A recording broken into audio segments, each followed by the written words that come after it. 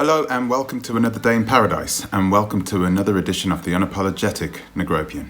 In today's video, about last night, we are going to talk about last night's live session that we had, where we was actually supposed to be speaking about the topic, whether Black Americans would be in a better position if the British had held control of the United States.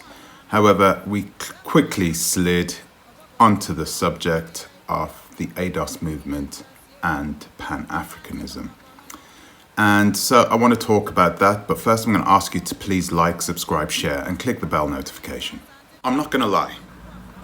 Last night's live session left a sour taste in my mouth. I think it's because we had a mix of some very strong opinions from some very strong personalities.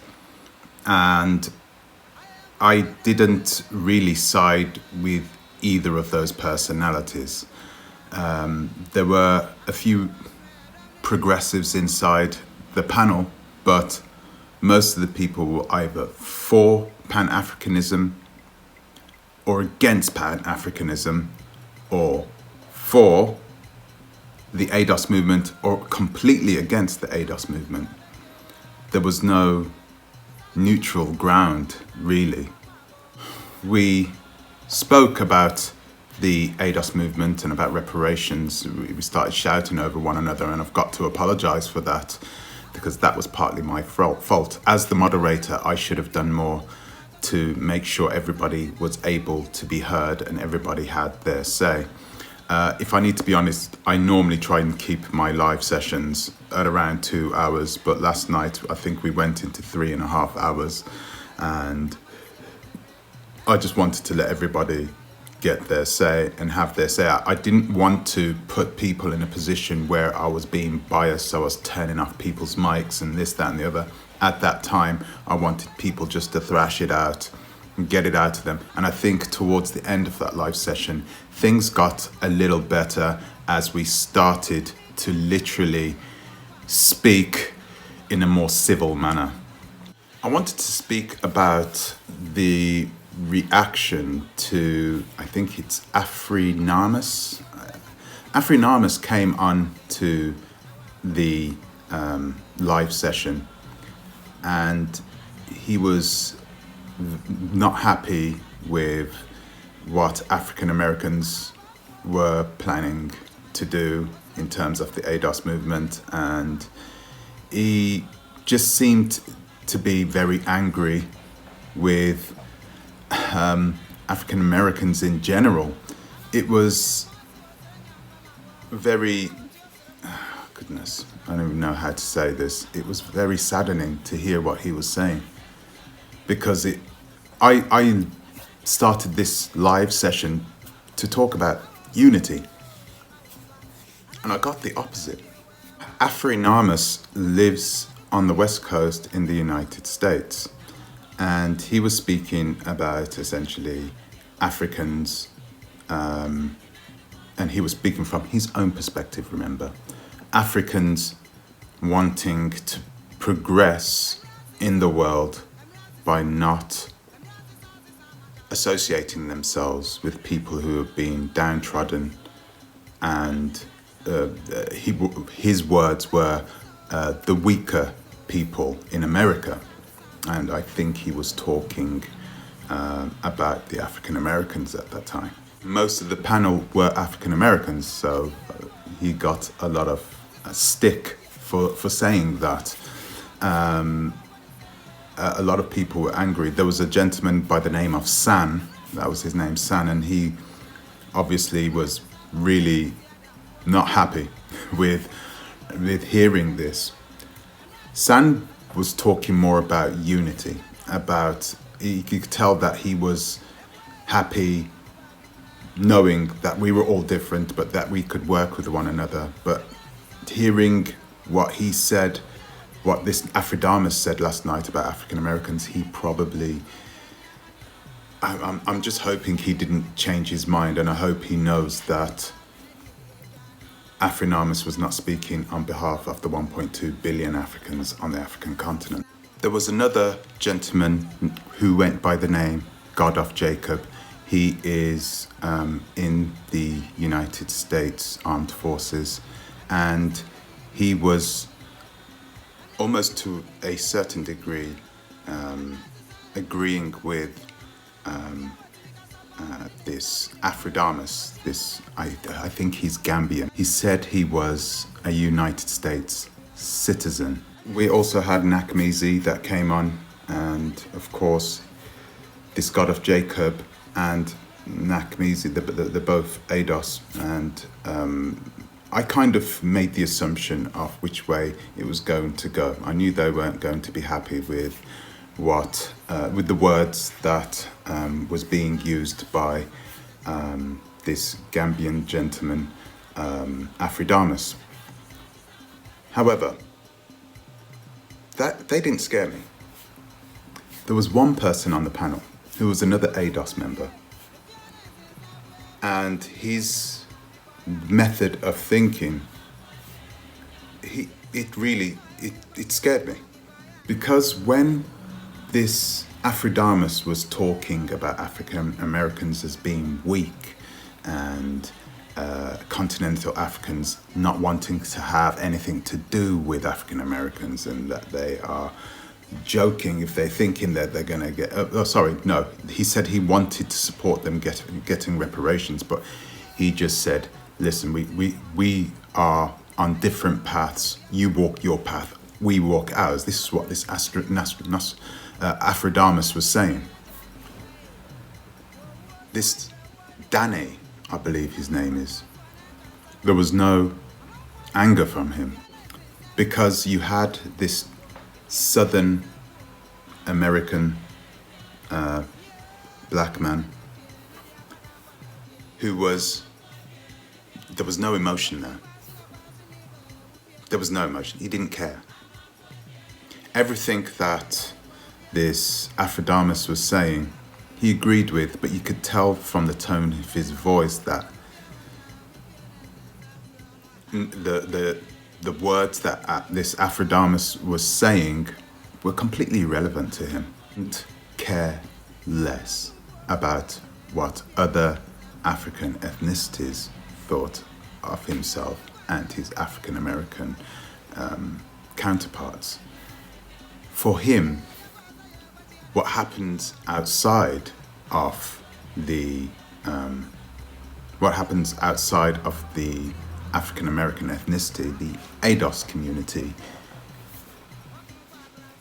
it didn't mean that much to him, and you could see it in him, and that scares me. It really does, because once straight away you have a situation where you have this disconnect, a major disconnect. Oh, okay.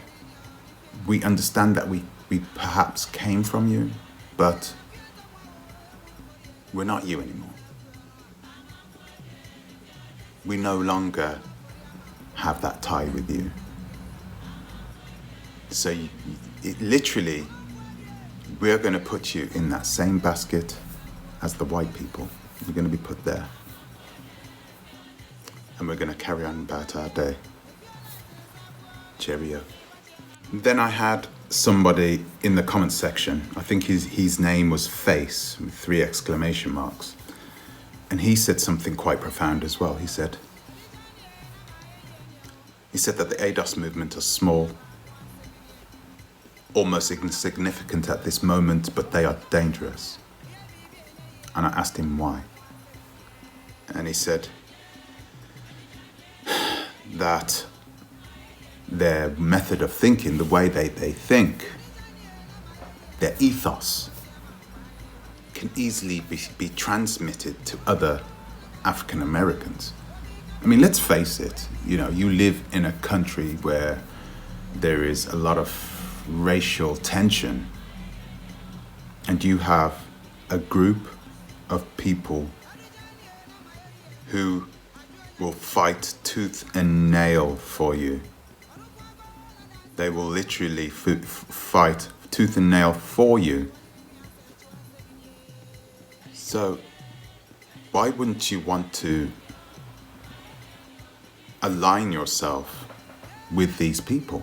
If you're African American, there's nothing there stopping you from doing so, especially if you're growing up in the South and you're not growing up in such a cosmopolitan sort of an area where you have people from everywhere. You have these parts of the South, what Danny was telling me, you have parts of the South where there are no Africans, there's just African Americans. That's it. In these areas, they got African American mayors, African American judges, African American police officers. Everything is African American, and they live in this bubble. They live in this bubble. They are happy with that. They don't need to move to Africa in order to be surrounded by black people, because they are surrounded by black people. I still couldn't believe that last night we were still having this conversation as grown adults. Some of the people on that panel were in the armed forces. They literally know how important unity is, how important having allies are. Read The Art of War. Okay? How important is it to have allies? How important is it to have people on your side? So here we are, as fragmented as you could see that last night. It was really, really sad.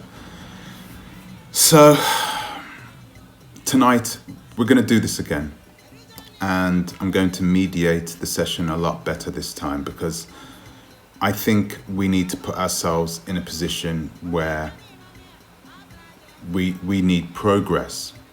Okay? I can't force people to unify, but I need to use logic to make sure people are aware that there are certain things that are undeniably needed in order for us not to survive but to thrive, in order for us to rise as we once did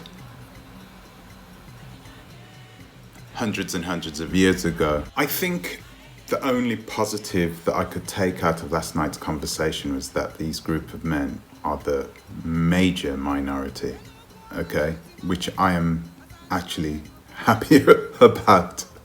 I'm happy that most black progressives realize that we need allies, that we need allegiances, and that we have black ethnicities who share a common enemy, right? I think that this gentleman last night, this Afridamus, when he was saying that the white people weren't our enemy, then I think he's living on another planet. If he's living in America, he's definitely living in an alternate universe, an America in an alternate universe, the multiverse. I lived in America for 4 years, and I was never, I did have some racial tension, but they were from children in upstate New York, you know, at the time. They were 17, 18 years old, you know, around my age as well. It wasn't directed at us, it was directed at other people, other white people, strangely enough. And we sort of heard about it from other people. So I know it exists. He must know it exists. Okay, it exists. And denying that is going to perhaps be at his own. And denying that it exists is probably going to be at his own detriment. Let's agree to say that we are different. Yes, there are different ethnicities. Yes, we are different. So what? Okay, we live in different parts of the world. So what? Yeah, we were brought up differently. So what? Yeah, we had different religions. Yes, so what? How long is this going to go on for? Huh? At some point in the future, are we going to be like, oh, look at this guy here. He listens to this particular type of rap and he has a funny nose. We're not going to be part of him. It's got nothing to do with it. It's getting ridiculous. It is really getting ridiculous. You guys want to fragmentate over anything, any reason. And then it's our children who we are going to teach the same shit that these Mzungus taught their children. But they're teaching their children now differently. You know, the Europeans here, they're not teaching their children to hate the French and to hate the Germans. They don't do that. That's changed. That's history. No. They are taught to embrace other Europeans now, except for the French. I heard this 9-year-old kid, and he was from the Balkan region, and he said something along the lines of, white people are the best. And this kid is half Muslim. So he had other white people, literally 20 years ago, he had other white people looking to hunt him down and kill him. Yeah. Isn't that weird?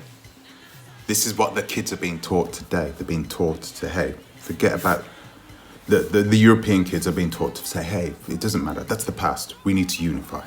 They are unifying.